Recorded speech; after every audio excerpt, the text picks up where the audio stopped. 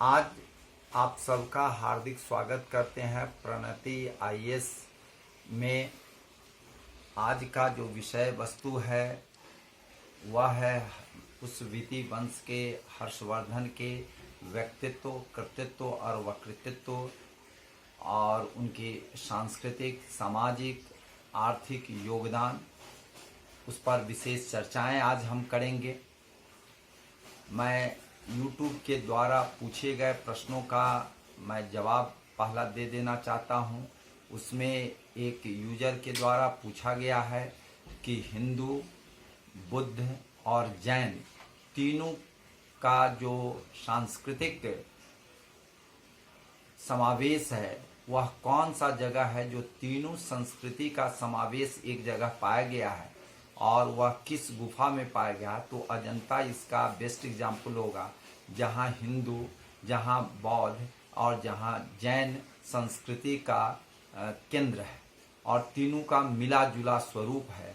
इसलिए यह प्रश्न जो पूछे गए हैं उसका उत्तर यही होगा। मैं अब आ रहा हूँ विषय वस्तु पर कि हर्षवर्धन उस विति वंश के प्रमुख संस्थापक थे और इस वंश के जितने भी लोग हुए वह एक आदर्श चरित्र को प्रमाणित किया। जैसे हर्षवर्धन जो थे वह दो भाई थे और उनकी एक बहन थी। प्रभाकर वर्धन उनके पिताजी का नाम था, माताजी का नाम यशोमती था और राज्यवर्धन उनके बड़े भाई का नाम था। अपना नाम हर्षवर्धन था और राजश्री उनकी बहन थी। तो प्रभाकर वर्धन और यशोमती का एक अलग है। एक बात आपको बता देते हैं कि प्रभाकर वर्धन जब मृत्यु को वरण किए तो यशोमती ने अपने आप को सती कर गई। तो एक आदर्श महिला के रूप में दिखलाया गया है और उन्होंने किया भी। यह एक बहुत बड़ी चीज़ थी कि उस जमाने में सती प्रथा की कोई चर्चा नहीं थी और हर्षवर्धन काल में यह प्रथम सती की घटना थी और उनकी माता यशोमती ने अपने पति प्रभाकर वर्धन के चिता पर लेट करके अपने जीवन की आहुति दे दी, वो भी खास करके स्वेच्छा से। तो हर्षवर्धन जब राज्य गद्दी पर बैठे तो उन्होंने सबसे पहला सती प्रथा को खत्म कर दिया और आपको मैं आगे बताऊंगा कि उनके बहन जो सती होने जा रही थी उसका भी बचाव किए हैं। इसलिए अपने राज्यकाल में सती प्रथा को खत्म करने वाला वह एक महान शासक थे और एक आदर्श शासक थे। मैं एक बात और बता दे रहा हूँ कि प्रभाकर वर्धन बहुत ही सुदृढ़ राज्य की व्यवस्था किए थे। उसमें क्या हुआ कि शक लोग उनको आक्रमण कर दिए। वो काफ़ी थक चुके थे, बीमार थे। इसी बीच में अपने बेटे, बड़े बेटे प्रभाकर वर्धन को कहा, यह दायित्व दिया कि जा करके देखो, शक से लड़ो। वह बहुत सहर्ष तैयार हो गया और शक से लड़ने के लिए हो गए और उसमें उन्होंने शक को परास्त करने ही वाले थे, मार भगाने वाले ही थे। तब तक मालूम हुआ कि उनके पिता की मृत्यु हो गई। वहाँ से वह दौड़ करके आते हैं, काफ़ी परेशान होकर के आते हैं तो देखते हैं पिता की अंतिम स्थिति है और वह मर चुके हैं और उनकी माता जो है सती हो गई है। ऐसी विकल स्थिति में अभी इस परेशानी से वह खत्म भी नहीं हुए कि उनको मालूम हुआ कि उनके जो बहन थी राजश्री के जो पतिदेव थे ग्रहवर्मा, उनको लोग क्या किया था, मार दिया था। उस पर अटैक करके, कनौज पर आक्रमण करके गौड़ शासक और मालवा शासक दोनों की मिली जुली सेना ने उनको मार दिया था। अब इधर ये खबर सुन करके उनसे बदला लेने के लिए पिता को मुखाग्नि देने के बाद वह तुरंत उधर चले जाते हैं। वहाँ जाकर के वह मालवा पर आक्रमण करते हैं। मालवा का जो शासक था हार मान गया, लेकिन दुरभिसंधि कर करके गौर शासक जो आपको शशांक था, वो दोनों की दुरभिसंधि से कहा कि आपको हम स्वीकार करते हैं, आइए आप मेरे आतिथ्य को स्वीकार कीजिए। और बहुत बड़ा भेंट, उपहार स्वरूप भेंट देने के लिए वह तैयार हो गया, जिसमें आभूषण, स्वर्ण मुद्राएं, अन्य चीज़ों जैसे गौर शासक जो थे वह कहे कि हमारी बेटी से आप शादी कर लीजिए। बहुत तरह की तोहफा देने के लिए वह अपने महल में बुलाए और वहाँ पर उनको छद्म रूप से उनको मार दिया गया। यह सुन करके हर्षवर्धन, जो अभी बहुत कम उम्र के थे और 16 वर्ष के करीब थे, और उनको आनन फानन में उनको राज्य गद्दी दी गई और वह तुरंत चल देते हैं मालवा और गौर शासक के विरुद्ध अभियान में चल जाते हैं। वहाँ जाते ही उनको मालूम होता है, उनका ममेरा भाई भंडी कहता है कि वह जो है जो राजश्री थी, उनकी बहन, वह विंध्य पर्वत की ओर गई है सती होने के लिए। तब वह अपने मित्र के साथ, दिवाकर मित्र के साथ, उन्होंने जा करके उनको सती होने से बचाते हैं। तो और उधर जा करके मालवा शासक को हराते हैं। तो यह एक बहुत बड़ी चुनौती आई, जिसमें उनके बड़े भाई एक आदर्श बेटे के रूप में आए और हर्षवर्धन भी एक आदर्श रूप में आए। बहन को सती से बचाया और अपने भाई का बदला लिया। 16 वर्ष की उम्र में मात्र राजा होने के बावजूद भी उन्होंने बहुत बड़ा कार्य किया। जब वह जा रहे थे गौर शासक और मालवा शासक के विरुद्ध अभियान में, तो आपको बता दे, हंसवेग जो हैं, ठीक है, हंसवेग आकर के मिले और वह जो है कहे कि हम आपका मदद करना चाहते हैं, और वह एक दूत के रूप में आके मिले। उनके सेवा को हर्ष ने स्वीकार किया और यह सम्मान जो है उसका बड़ा वह हर्ष हमेशा इज्जत वह करते रहे। तो यह एक बहुत बड़ी चीज है कि हर्षवर्धन जो है वह दूसरे राजा को भी, दूसरे दूत को भी बड़ा सम्मान करते थे। मैं आपको बता दूं कि उनकी लेखनी बहुत ही विद्वत स्तर की होती थी और उन्होंने 3 नाटकों को लिखा है, 3 संस्कृत नाटकों का लिखा है। और उनके राज दरबार में एक से एक विद्वान थे। वाणभट्ट जो बिहार आरा जिले के थे, वह उनके राजपुरोहित थे और उन्होंने, वाणभट्ट ने कई किताबों को लिखा, जिसमें हर्षचरित्र बहुत ही प्रसिद्ध पुस्तक हुई और संस्कृत में लिखी गई थी। और दूसरी बात जो है, कादम्बरी उपन्यास को लिखा।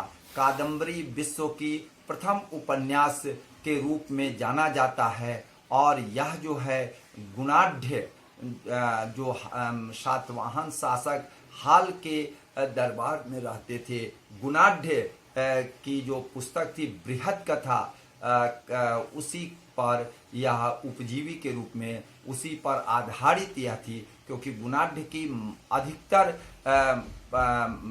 जो विषय वस्तु थी वह सब गायब हो चुका था। किसी किसी किताब में उसकी चर्चा आई, उसको ध्यान में रख करके इन्होंने एक उपन्यास की रचना की और वो उपन्यास कादम्बरी विश्व का प्रथम उपन्यास के रूप में जाना जाता है। खुद अपने हर्षवर्धन ने 3 नाटकों को लिखा और वह नागानंद जो नाटक थी उनकी बड़ी प्रसिद्ध हुई। प्रियदर्शिका थी भी बहुत प्रसिद्ध हुई, लेकिन नागानंद की इतनी बढ़िया उन्होंने लेखनी किया है और उस नाटक को उन्होंने उसमें एक चरित्र के रूप में वह जो है पार्ट रोल करते थे। मैं आपको ये घटना बता देता हूँ कि जब वह नाटक खेलते थे तो उस नाटक का मुख्य विषय वस्तु था कि जिमुतवाहन एक गंधर्व राजकुमार थे। वह उनके पिता और माता राजपाट छोड़ करके वह जंगल में चले गए थे। तो जिमुतवाहन वहाँ राजा बने और जिमुतवाहन को भी राजपाट के कार्यों में मन नहीं लगता था। तो वह अपने छोटे भाई को देख करके वो भी जंगल की ओर चले गए। एक दिन जंगल में जा ही रहे थे कि एक औरत की आवाज़, रोने की आवाज़ आई। वह उस आवाज़ की ओर गए तो देखते हैं एक बूढ़ी माता फूट फूट के रो रही है कि आज मेरा बेटा का अंत होगा, क्योंकि उनको जो है नागवंश के वो थे और नागवंश ने पहले ही गरुड़ से संधि कर लिया था कि एक एक पुत्र हम देंगे आपको भोजन के रूप में। तो जब वह आज उनके बेटे की बारी थी, वह बड़ा विकल थी कि आज मेरा बेटा गरुड़ का भोजन बनेगा, तो वह रो रही थी। वह जिमुतवाहन कहे राजकुमार कि माता तुम मत चिंता करो, उसके बदले मैं जाता हूँ। वह गए एक कपड़ा ओढ़ करके और वह गए गरुड़ के पास। गरुड़ उनका भोजन ग्रहण करने लगा और वह उफ तक नहीं कहा। तो वो गरुड़ को शंका हो गया कि भाई जब नाग को हम खाते थे तो वह छटपटाते थे, आज क्यों नहीं छटपटा रहा। तब उसको शंका वश उन्होंने पूछा कि आप कौन हैं महाराज। तो उन्होंने बतलाया कि हम राजकुमार जिमुतवाहन हैं और सारी घटनाओं को बता दिया कि हमको एक बूढ़ी माता मिली थी और उनके विकलता से हम बहुत टूट चुके थे, हम उसके बदले में हम आए, ठीक है ना। तो वह बड़ा खुश हुआ कि ऐसे भी दानशील लोग हैं और वह दानशीलता से इतना प्रभावित हुए कि और उन्होंने कहा कि आप हमको आशीर्वाद दीजिए कि आज से नागवंश का एक भी बच्चे को आप नहीं खाएंगे। गरुड़ ने आशीर्वाद दिया और कहा कि आज से हम नहीं खाएंगे।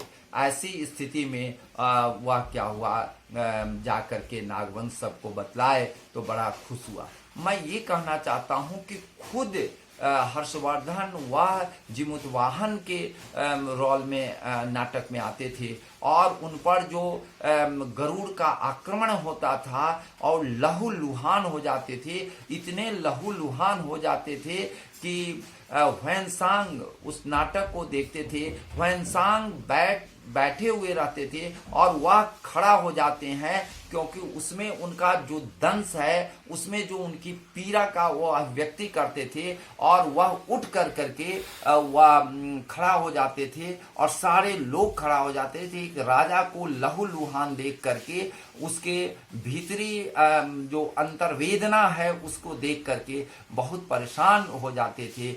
ऐसी उनकी अभिनय जो है, उस अभिनय को देख करके लोग मंत्रमुग्ध हो जाते हैं। ह्वेनसांग तो बार बार उठते थे और नागों को मारने के दौड़ते थे नाटक में ही सभा कक्ष से, लेकिन वह रुक जाते थे कि यह तो नाटक है, लेकिन उसका जीवंत अभिनय करते थे। वह हर्षवर्धन ही एक राजा हो सकता है जो 3 पुस्तकों का रत्नावली, प्रियदर्शिका और नागानंद तीनों संस्कृत में नाटक लिखा है। भारतीय इतिहास में इतना बड़ा शासक जो खुद विद्वान हो और इतनी बड़ी पुस्तकों की रचयिता हो, खुद नाटकों में भाग लेता हो, पूरे भारतीय इतिहास में कोई हर्ष जैसा राजा नहीं। और दूसरी बात है, विद्वानों का यह तो महान संरक्षक था, ठीक है। मैं आपको बतला रहा हूँ कि ह्वेनसांग को इतना वह सम्मान देते थे कि एक बार जब ह्वेनसांग आए तो उन्होंने अपनी राजगद्दी पर से उतर करके वह सीधे उनके पास आकर के, जहाँ पर ह्वेनसांग बैठे थे वहाँ आकर के उनके समीप आकर के बैठ गए। एक राजा अपनी गद्दी छोड़ करके एक विद्वान के सम्मान में आकर के बैठ गए और कई 10,000 स्वर्ण मुद्राएं या अन्य कई मुद्राएं और उनको उपहार में दिए। लेकिन ह्वेनसांग इससे प्रभावित होकर के उनको फिर से वह लौटा दिया और वह जो है आपको वह वरण नहीं किया। तो ह्वेनसांग भी अपने सम्मान को उन्होंने कहा कि हम सम्मान लेते हैं, एक्सेप्ट करते हैं, लेकिन यह सम्मान जो है आप अपने राजकोष में रख दीजिए, अपनी जनता की भलाई के लिए कर लीजिए। लेकिन इतना बड़ा सम्मान कोई दे नहीं सकता है जितना हर्षवर्धन ने दिया। यह एक बहुत बड़ी बात है। इसलिए हर्षवर्धन ह्वेनसांग जो शिव की किताब की रचना किए, उसमें जो है सो शिलादित्य की उपाधि से उनको हर्षवर्धन को अभिव्यक्त किए हैं। यह एक बहुत बड़ी बात है कि एक विदेशी जो यात्री थे, विद्वान थे, उनको इतना बड़ा सम्मान दिए। मैं आपको बता रहा हूं कि बौद्ध की 5वीं संगति कन्नौज में कराए और उसकी अध्यक्षता ह्वेनसांग से करवाए। यह हर्षवर्धन के लिए, और वह जो ह्वेनसांग थे महायान के बहुत बड़े समर्थक थे। उन्होंने कहा कि हम महायान की जो व्याख्या विद्वतापूर्ण दिए हैं उसको अगर कोई काट दे तो मैं अपना सर काट करके रख दूंगा, ठीक है ना। लेकिन कोई विद्वान उनके सामने नहीं आए और वह जो है आपको लोग उनको बहुत सम्मान भी करने लगे उसके बाद से कि भाई महायान की व्याख्या करने में कोई समर्थ नहीं था, और वह इतने समर्थवान थे क्योंकि उनके विरोध करने वाले, उनके विपक्ष करने वाले, उनकी बातों से उनके बातों को प्रत्युत्तर देने वाले कोई सामने नहीं आ पाया। वह निर्विवाद महायान के बहुत बड़े विद्वान थे। यह कहीं न कहीं उनकी विद्वता और उनके संरक्षण देने वाले जो थे हर्षवर्धन ही थे, ठीक है ना। हर्षवर्धन जो थे एक बात और मैं बता देना चाहता हूँ कि ह्वेनसांग 3 वर्ष आपको असम के कामरूप के राजा जो थे उनके यहाँ वो रहे थे, और बाद में अधिकतर समय उन्होंने हर्ष के यहाँ रहे। जो ही मालूम हुआ हर्षवर्धन को कि कामरूप के राजा के यहाँ एक बड़े विद्वान ह्वेनसांग नाम के वहाँ हैं, तो उन्होंने कहा कि आप ह्वेनसांग को हमारे पास भेज दीजिए। तो उन्होंने कहा कि मैं सर कटा सकता हूँ, लेकिन मैं हर्षवर्धन को नहीं, हम ह्वेनसांग को नहीं दे सकता हूँ। हर्षवर्धन ने फिर अपने मैसेज भिजवाया अपने दूत के द्वारा कि एक थाल में अपना सर कटवा करके ही भेज दो, हमको ह्वेनसांग नहीं चाहिए। जो ही ये मालूम हुआ कामरूप के राजा, ठीक है, कि हमको अब सर काटने की स्थिति में आ गए हैं और मांग रहे हैं, तो उन्होंने डर करके उन्होंने ह्वेनसांग को दिया। ह्वेनसांग को बराबर ही वह सम्मान ही नहीं महासम्मान करते थे, और चीन के बहुत सारे जो दूत आए, जो भी विद्वान आए, उनका भी सम्मान वो करते रहे, ठीक है ना। तो वानभट्ट जो हैं, वानभट्ट जो उनके राजपुरोहित थे, उन्होंने 2 पुस्तकों की रचना की। वह 2 पुस्तकों की रचना इनके ही काल में हुआ, और आपको बता देते हैं कि ये कादम्बरी और हर्षचरित जो काफ़ी विश्व प्रसिद्ध हुआ, इसके पीछे कहीं न कहीं वानभट्ट की का ही विद्वता पूर्ण व्याख्या था, उनके व्यक्तित्व का ही प्रभाव था जो इतनी बड़ी पुस्तक की रचना वो कर पाए। तो मैं ये कहना चाहता हूँ कि उनके मातंग दिवाकर, मयूर, ये सब बड़े विद्वान थे जो उनके राज संरक्षण में बड़े बड़े विद्वान रहते थे। तो यह जो है मैं ये बतलाना चाहता हूँ कि वह दानशीलता की बात मैं कहना चाह रहा हूँ कि वह प्रयाग में हर 5 सालों पर वहाँ पर आयोजन करवाते थे, जिसमें सारे विद्वानों को वह बुलवाते थे और सभी को दान देते थे। दान इतना देते थे, संगम पर वह इतना दान देते थे प्रयाग में कि वह अंत में उनको अपना कपड़ा भी पहनने के लिए नहीं रहता था, तो राजश्री से मांग करके, अपनी बहन राजश्री से मांग के कपड़ा पहनते थे। उनकी राजकोष खाली हो जाता था, ये भी बात है। और मैं एक बात और बताना चाह रहा हूँ कि वह बहन के जो राज्य थे, उस राज्य को उन लोगों ने कहा कि, बहन ने कहा और वहाँ की जनता कहा क्योंकि ये थानेश्वर इनकी राजधानी थी। आप और यह अपरोक्ष रूप से शासन बहन को ही बहन से ही शासन करवाते थे, और वह जो है वह चाहते थे कि बहन ही रानी रहे और वही शासन करे। लेकिन बहन बाद में कही कि भाई मेरे, तुम शासन करो, मुझे राजपाट से मतलब नहीं है, जनता भी तुम्हारी चाह रही है। इसलिए उन्होंने क्या किया, अपना थानेश्वर से राजधानी वह कन्नौज कर लिए। तो यह जो है वहाँ की जनता और वह बहन के आग्रह पर उन्होंने कन्नौज में अपना राजधानी परिवर्तन कराया। तो मैं आपको यह कहना चाह रहा हूँ कि इसका अगला वीडियो मैं और बतलाऊंगा कि इन्होंने क्या क्या काम किया। और इसके पहले मैं ये कहना चाह रहा हूँ कि आप लोगों से मेरा नम्र निवेदन है कि सभी लोग आप इसको सब्सक्राइब करें, शेयर करें और इसको बेल आइकन जरूर दबाएं। और जो भी प्रश्न हो आप पूछ सकते हैं, मैं धीरे धीरे करके आपको जवाब देता रहूँगा।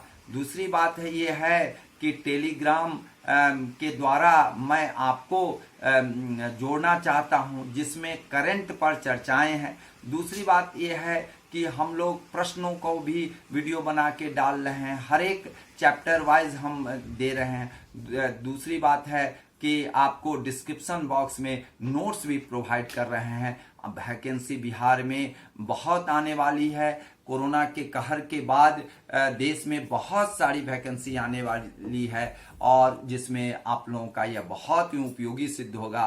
बीपीएससी पीटी जो है 66वीं बीपीएससी, उसके लिए तो रामबाण है। यूपीएससी का भी पीटी होने जा रहा है, उसके लिए भी बहुत उपयोगी है। इसलिए मेरा नम्र निवेदन है कि इसको सब्सक्राइब कर लीजिए, बेल आइकन दबा दीजिए, जिससे आपके पास सारी विषय वस्तु ऑटोमेटिक पहुंचते रहे और आप पढ़ते रहें, आगे बढ़ते रहें। जय हिंद, जय भारत।